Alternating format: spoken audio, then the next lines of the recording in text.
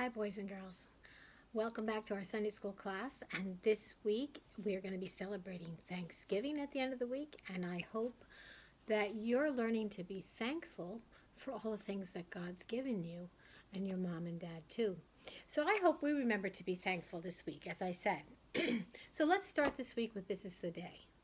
This is the day that the Lord has made, that the Lord has made. We will rejoice and be glad in it, and be glad in it. This is the day that the Lord has made. Let us rejoice and be glad in it.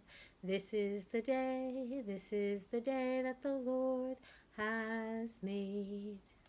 The other song I want to sing is Praise Him, and serve Him and thank Him. So help me sing.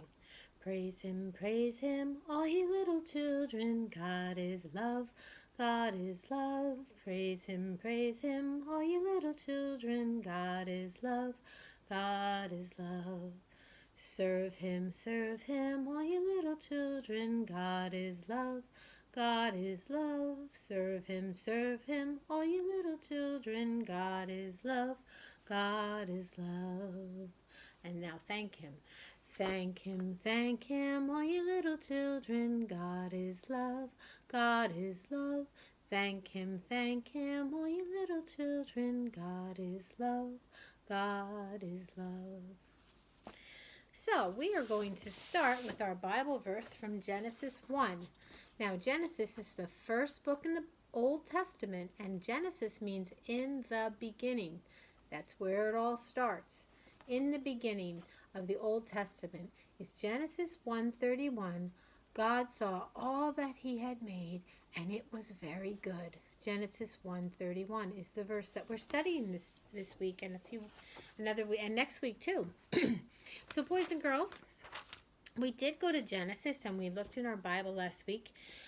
And a couple weeks ago we started with God made the world, but it was all dark.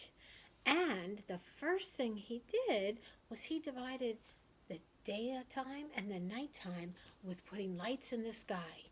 So He put the sun in the sky to keep us warm, to light up our planet.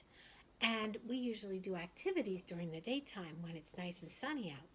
And the sun is a giant star, but it's the closest one to our planet. I'm going to turn this around, and at nighttime, He put the moon and the stars in the sky to give us some sunlight, some light, but also that's the time that everything quiets down and we rest. And there have been some clouds in the sky sometimes, and those clouds are around daytime too, right? So after God divided and made day and night, we had talked about last week, then there was just air, and God divided that air into air and atmosphere and land. So we had this picture that I showed you last week. God pulled the air and the atmosphere up, and He made water. And later He divided the water into land. So God divided the atmosphere and made air and water. And then He divided the water, and He made dry land and water. And we know that we have oceans and lakes and rivers, and we have mountains, and we have grasslands and plains. Well, God was not finished yet. That was just the first couple days. And during that time, when God made the water, we talked a little bit about what He decided to put in the air and the water. One picture I have is that of some whales. God put fish in the water, and not just the ocean, but He put crabs in the water and frogs in the water. And then God said, let's put birds in the air. And so there's some birds to look at. God put birds in the air. That's really where we finished our story last week. But it's not done. No, because this week we are talking about God making plants. And God made plants, and those plants grew on the land. Some grew in the water. They were plants with seeds in them and plants with fruit in them. God was preparing the world in a very logical way that we would be dependent on each factor that he made. So when animals and people came along, there was food to eat. So boys and girls, God is wonderful, and he made a wonderful world. How powerful he was. All he had to do was open his mouth, and he made the world. So our take-home page today is a picture of the ear of corn. Well, that ear of corn has to get picked. It's a plant.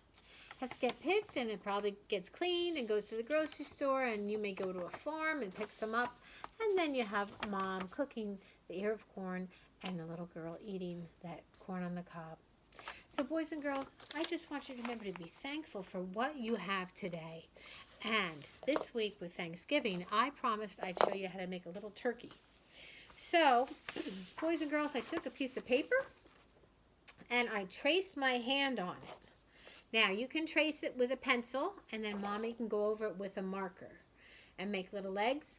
And she can put an eye and a beak and a little gizzard down there. She can even write, "Be thankful, happy Thanksgiving." But then, we still kind of have a naked bird. So, boys and girls, I had a few feathers at home. But I said, well, you probably don't have feathers at home. What could you put on your turkey? And I was thinking maybe you could put leaves. So if you go outside and get some leaves, you can do this activity too. Uh-oh, I lost one of my feathers in the process. But I'll show you my bird with some feathers on it. I used some glue and a glue stick, and I made myself a little turkey. So you enjoy doing that. You thank your mom and dad for all they do for you. And please remember to thank God in heaven. He loves you. He came and he lived as a little baby. He was born in a manger.